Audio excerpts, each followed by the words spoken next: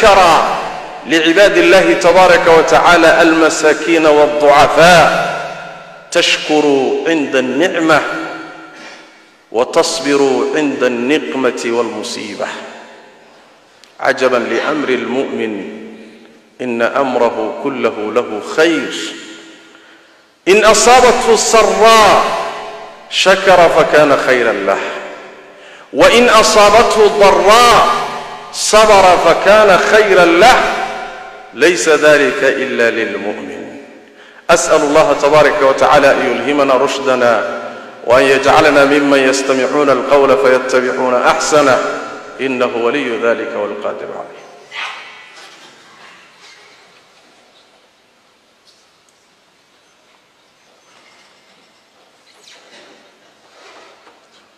الحمد لله وكفى، وصلاة الله وسلامه على رسوله المصطفى وعلى صحابته الكرام الغر الميامين، وعلى آله وزوجاته الطاهرات الطيبات، وعلى من تبعهم بإحسان إلى يوم الدين. أما بعد، أيها الأحبة في الله، أساليبته هي قاببك قرآنك الكريم ووحو بيانيه وضدك وحقيقة أفهنسيه حقنا أوعده وحكم ذا إن أتصال يالبحيه ومثال إيما هو ضدك أكينه سمع عاني ذا الله سور دويه فهمك loogu ekaysiiyo sidii wax ishu qaban karto kale. sidoo kale xadiista nabiga sallallahu alayhi wa sallam in badan baa waxa ku iimaanaysa inuu nabigu isticmaalo sallallahu alayhi wa sallam usluubkaasi darb al-amthal, tusaalayaal in dadka loo sameeyo si xaqiiqada loo fahansiyo. Allah tabaaraka wa ta'ala fi al-Qur'an al-Karim tusaalayaal fara badan markuu ku keenay ayuu rabbi tabaaraka wa ta'ala wuxuu yidhi tusaalayaashaasi aan samaynay oo dadka u samaynay waxa fahmi kara ee garan karaay maqsaha iyo ujeedada iyo macnaheeda garan karaay waa inta cilmiga leh garashada leh rabbi tabaaraka wa ta'ala, wama ya'qiluha illa al-alimun. nabigeena salawaatu rabbi wa salaam alayhi tusaalayaasha cajabta badan ee uu bixiyay waxa kamid متك كوي مت في صحيحين البخاري ومسلم من حديث أبي هريرة. النبي صلى الله عليه وسلم صدح روح ورب بني إسرائيل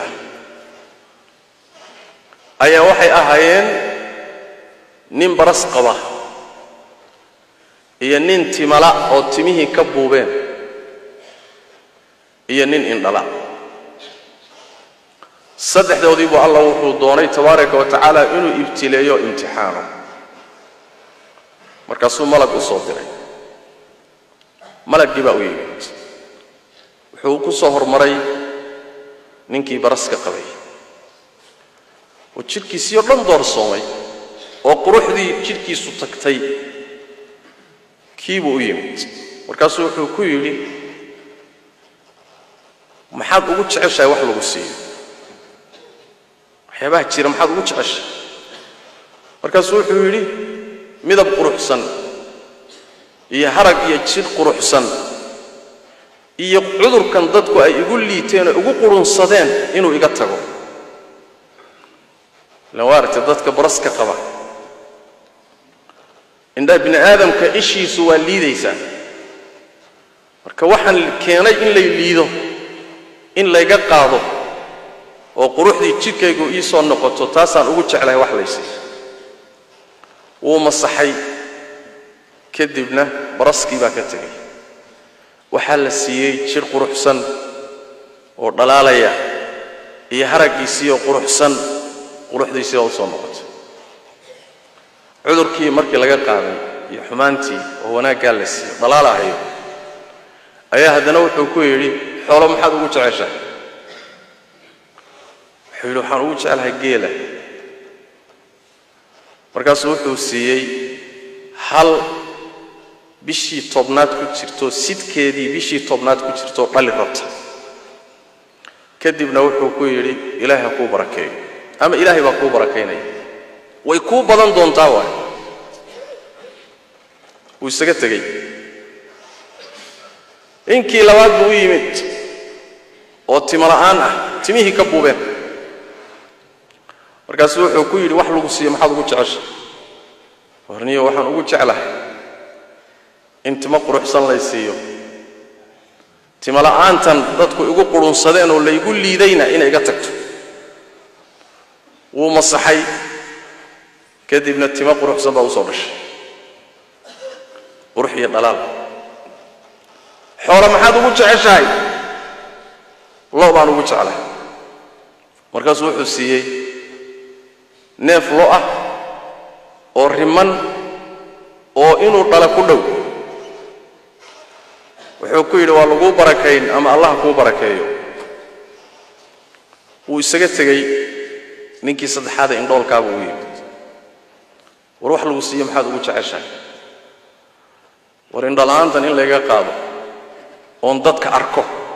mar uun indhahayga ii soo noqdaan oon dadka aan arko taasaan ugu jeclahay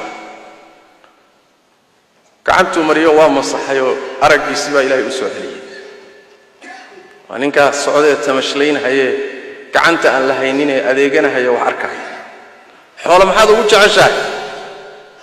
xoolo waxaan ugu jeclahay adhiga waxaa la siiyey neef adhi oo riman oo isagana dhalidiisii dhowdahay sidaasaa laga tegey nimankii saddexda kii hasha la siiyey hashii waa ka dhashaday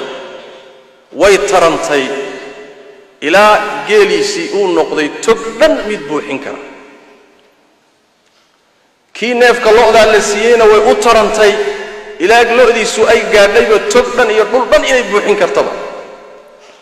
kii adhiguna sidoo kale balaayaa hayse waa laga qaaday faqri baa haye waa laga qaaday cudur baa haye waa laga qaaday waxaana loogu bedelay barwaaqay ku jiraan ha tamashlaynaya malagii baa ku soo noqday ninkii baraska qabay baa laga bilaabay ilaan isagaa markii hore laga bilaabay waa loo yimid malaggu marka wuxuu ku socdaa hay-ad iyo qaab iyo suuro miskiinnimo oo ruux liita oo aad iyo aad duruuf u haysa ah liishadu maa macnaa waxa weeye xumaan ma laakiin duruuf ahaan ay ka muuqato rafaad badanay ka muuqdo ugu yimid markaasuu wuxuu ku yidhi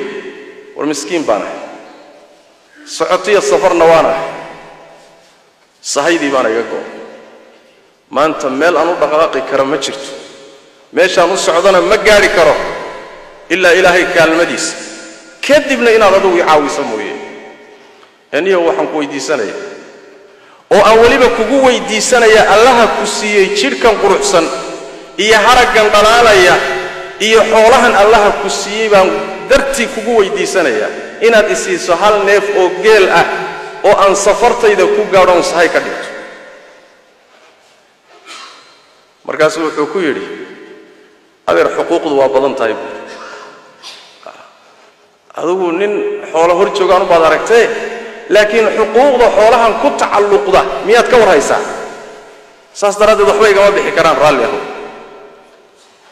wuxuu ku yidhi war inaan ku garanayaad mooddaa inaan ku arki jiray baad mooddaa ku garanayo soo maadan ahaan jirin nin baras qaba oo haddana faqiir oo baahan oo ilaahay kuma siininoo xaalkaaga ma beddelin markaasuu yidhi war waxaasi wax jira maaha xoolahan aad arkayso awow baan ka dhaxay aab baan ka dhaxay awowgii buu ka dhaxay ka awowbay iyo isir bay xoolahani ka soo jeedaan maxaa yeele waxaad aqriyaysay faqiir baad ahayd iyo baras baad qabtay warkaad sheegaysa muxuu war meesha isaga tag kuy waxaad sheegaysa waxba kama jira wuxuu ku yidhi malaggii haddaad been sheegayso ood waxaad sheegaysa ayna sax ahayn ilaahay sidaad ahaan jirtay ha kaa dhigo waana isaga tegey ninkii timala'aantaa buu haddana u yimid isagoo ladanoo buuxa war miskiin baan ahay socotana waan ahay sahaydii baa iga go'day إلهي أو إكالمية كدبنا أديكو إعاوية موياني حيلات كلمة هيو الله كقوة دي سنة يا حولها كسيي تماها قروح سنة كسيي إن أد إسيسنة فلوأ وأن سفرت إذا كوغارون صحيح كدكتو يسوقنا سيديو كلو كجواب غير حقوق ضوا بدن تايب ورسوق إنا كوغارنا ياد مودا ومحد كوغارنيس سومادا أحيان شيرين مضحك وأن تملا هين وهذا فقير وإلهي حولها كمسين ورمي حولها كعب كأوبي كسوتشيدا أداد بين شيء يسوع سيداد أهان شيء الله كارد كوبي ويسيرتي نيكين دول كابالوي حكوري نيو هو صعوتانا سفر بانا مسكين نوانا باهن mana hayo si kaloon safartayda ku socon karo ku dhameystiran karana ma hayo ilaahay kadibna adiga waxaan kugu weydiisanayaa allah tabaaraka wa taala aragaaga ku soo celi aragaaga ku siiyay xoolahana ku siiyay ayaan kugu weydiisanayaa neef ari ah oo aan sahay ka dhigtoon safartayda ku dhameystirtoon ku gaadho ninkii wuxuu yiri niyo in dhool baan ahaan jiray ilaahay baana indhahayga ii soo celiyay faqiirna waan ahaan jiro ilaahay baa xoolahan i siiyay wax alla waxa doonto ka qaado buu ka hayso wax maanta aad ka tagtayna ama aad qaadatayna kugu kaaga mahad celin maayo si alla saa doonto u qaado waxa doonto ka tag waxa doonto ka hayso kulli hadaad rabto ka hayso markaas wuxuu ku yiri إلهي با إذن امتحاني أذيك إيو لوضع دي صاحبة أذيك إلهي با الرالي كان نغضي لوضع دي صاحبنا إلهي عددي ساكوها بستي تصالوا مرك النبي قول بحنا صلى الله عليه وسلم قصة كلية معها قصص كإيا تصالياش قرآن كإيا السنة كو إيمانيا وحون شيكو أو لغم عن صدا معها لكن أيضا شيكو معان بدن oo qaabkay u taaliyo qaabkay u soxato aad u dhaqamaysa hadana inta qasadku ma aha ee qasadku waa duruus ba ku jirta duruus nolosheena anfacays oo inaga inugu socoto ayaa ku jirta cibar waxaynu ka qaadanaynaa qisada iyada ah kow darsiga koobaad noloshani waa imtixaan امتحان كذولا نين كستو أو تشوج حالات كستو وكتير واكو امتحاني كي فقير كها فقر واكو امتحاني كي حنون كقبيل تشرنا تشردي واكو امتحاني كي عافمات قبيل عافمات قبكي واكو امتحاني متكي حولها يستيت تاجر كهاي غني كها وامتحاني كل ذلك وحويان فينظر كيف تعملون ولا ينفيرني امتحان بعد كل شرطانو فالصادق بقنتان بالله يدين فيرنيه سيدا صدرات البربيجين تبارك وتعالى لمنك سيجونية أو شروط الله امتحاني ربيجين تبارك وتعالى القرآن الكريم كينو شيء إن أن لين الدين إلى لين امتحان دينك مودية سجون امتحان لجلين إنه سيدا كل شيء يو إسكت لمن يو سنن كربي كوني جابوا سنكور حينين ليدين دين ما يو إلى ليدين امتحان ليدين دين ما يو إلى ليدين كلا صاروا أو ليدين كلا صاعوا أو أي كلا بحان شاكر كإلهي كل شكرنا هي ميت كربي كفري أو نعم كيسك ديدي أو إنكري أو قريه درسي كوبادي وحوي وان امتحان النار امتحان كنا خير نواتكو امتحانا انتهي شر نواتكو امتحانا درسي قلبادي وحوي ابن آدم كو إلهي النعم كيس تبارك وتعالى مركو إلهي أنم عيو نعموين كالرب تبارك وتعالى وإنكرا انت قرتنا اعترافتنا ويرتاح وفير صنبانك رب تبارك وتعالى حالة يكتري تشيرين او كساري عديد النوليات بيكترين ووالاغا سالي رزقي والله واسع عذر بهايي waa laga saaray caafimaad baa loogu bedelay mujtamaca dhexdiisa dad liitay ka ahaayeen oo la liito la qurunsado ilaahay baa magac iyo sharaf u yeelay iyo jaah wixii nicam ahaa ayadoo ay sii qoyantooy sii arkaanba shalay ay ahayd markii ay ka soo baxeen dhibaatada ayaa maanta markii loo yimid la yiri war soo saamaada ahaan jirin maya war soo faqiir maadana xoolaha laguma siinin maya waan dhaxlay awow iyo abban ka soo jeeday xoolaani ka soo jeeda ajiib war miyaadan kii shalay ahayn meelahan taagtaagnaayo miskiinka ay gacanta hoorsanay war maya xoolahan kadaati waa marka ibn aadamku wasaas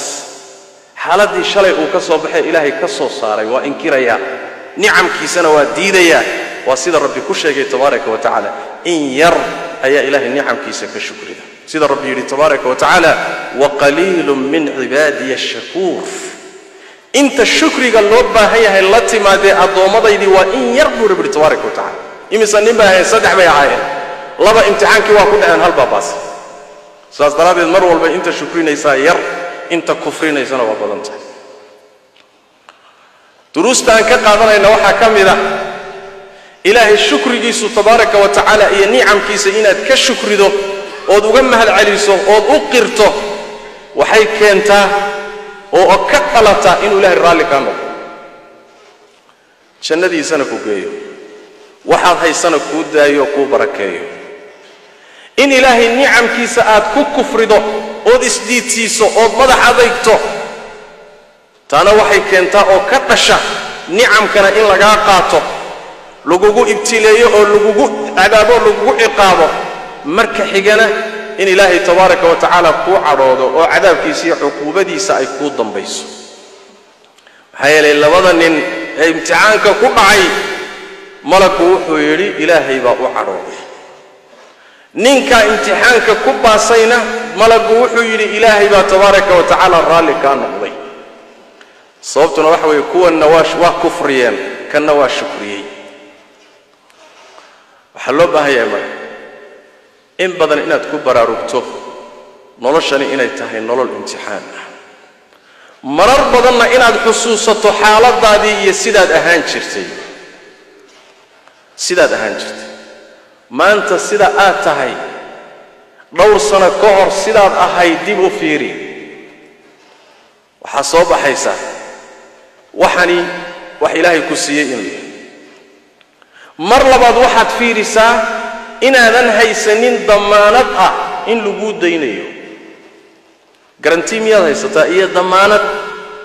inaad xoolahan haysan doonto ood caafimaadkan haysan doonto oo aad jiri doonto caafimaad haysataa wax garantii ah maya damaanad ma haysatid shalay adoo qaawan baa tiri waxoogaa baa lagu siiyey caafimaad iyo xoolo iyo carruur iyo waxoogaa baa lagu siiyey waxoogaagii markayna keen inaad kibirto waxaadna ku tala gashaa xaalad walba inaad imtixaananto imisa nin oo taajiriin ah oo ilaahay xoolo iyo caafimaad iyo adduunyo sii ayaa intay masaakiin u timaado socota iridooda soo garaacdo jidka u istaagto gacanta u hoorsato ayaa wuxuu ula dhaqmayaa kaanna sidii isaga oo aadamaba ahayn miskiinkii waa canaananaya miskiinkii waa la dagaalamaya miskiinkii waa eryaya miskiinkii dhabarka u jeedinaya war heede soo ma suuroobi karto kii xoolahaba lagaaga qaadi lahaa inuu yahay kii sababba u noqon lahaa in balaayo lagugu rido xoolahaagu ku baaba'an inuu yahay soo ma suuroobi karto oo lagu soo dirayba oo xagga rabbi lagaaga soo diray tabaaraka wa tacaala waa wax suuroobi kara sidaas daraaddeed xadarkaaga iyo taxadarkaaga mar walba qaado oo ilaahay nicamkiisa in lagugu fiirinayo lagugu fiirsinayo ku talagal saad ula dhaqantaana lagula dhaqmi adduuniya aakhira si alla saad ula dhaqanto baa rabbina kuula dhaqmaya adduuniya aakhira nin baa la ii sheegay tijaarta ka mid ayaa gurigiisa iyo iriddiisa iyo xafiiskiisa iyo masaakiintii baa dhibtay wadaaduu u yeedhay baa markaasuu u kariyey qada iyo cunto u samay wuxuu ku yidhi noo yaha la ii duceey war maxaa lagaaga ducay masaakiinta nafta ii keentay inuu ilaahay iga qabto iigu duceeyey مساكينتن إلهي إنه قبض wadaadadii dawladda wuxuu raashin cunay bay ahaayeen aamiintay u mareen ha u duceeyeen ilaahu masaakiinta ka qabo طيب maxaa dhacay marka ninkii waxoogaagii uu haystay baa alla ka qaaday ma miskiin dambe agtiisa iimaanaya marka habaarkii waa loo aqbalay ducadiina waa la aqbalay see loo aqbalay laana waxay masaakiintu soo raadsanaysay ee meeshaba keenayay buu alla qaaday masaakiintiina sidaas lagaga qabto alla kaga leexiyay wuu helay marka ducadii uu raashinka ku bixiyo wadaadadu u duceeyeen wuu helay miskiin dama ma iimaanaya marka faqiir meesha maraya wakaas miskiina soo raadsan wax daba galaya ma jiro wax u iimaanaya ma jiro sidaas daraadeed meesha wax yaalaan ee fufku yaalo ee ilaahay ku dhiibay ee gacantaada galiyay in aad dadkii ka cararto oo la dagaalanto oo aad guulguusho oo aad waaba imtixaankii meeshii koobaad ku dhacday waxa loo baahay marka inaan ku talagalno waa imtixaananahay fi sarra wa darra fi sharri wal khair sidaas daraadeed rabbi muraqabadiisa iyo is-ilaalintiisu aysan ka hoos bixin sallu wa sallimu ala khatam al-anbiya wal mursalin allahumma salli wa sallim wa barik ala abdika wa rasulika muhammad wa ala alihi wa sahbihi ajma'in wa radallahu ma'an as-sahabati wat tabi'in wa tabi'ihim wa man tabi'ahum bi ihsan ila yawm الدين اللهم إنا نسألك الهدى والتقى والعفاف والغنى ربنا ظلمنا أنفسنا وإن لم تغفر لنا وترحمنا لنكونن من الخاسرين اللهم يا حي يا قيوم برحمتك نستغيث ردنا إليك ردا جميلا اللهم اغفر للمسلمين والمسلمات والمؤمنين والمؤمنات الأحياء منهم والأموات برحمتك يا أرحم الراحمين اللهم أعز دينك وكتابك وسنة نبيك يا حي يا قيوم يا قوي يا قهار اللهم إنا نعوذ بك من علم لا ينفع ومن قلب لا يخشع ومن نفس لا تشبع ومن دعوة لا يستجاب لها اللهم إنا نسألك الجنة وما قرب إليها من قول وعمل ونعوذ بك من النار وما قرب إليها من قول وعمل عباد الله إن الله يأمر بالعدل والإحسان وإيتاء ذي القربى وينهى عن الفحشاء والمنكر والبغي يعظكم لعلكم تذكرون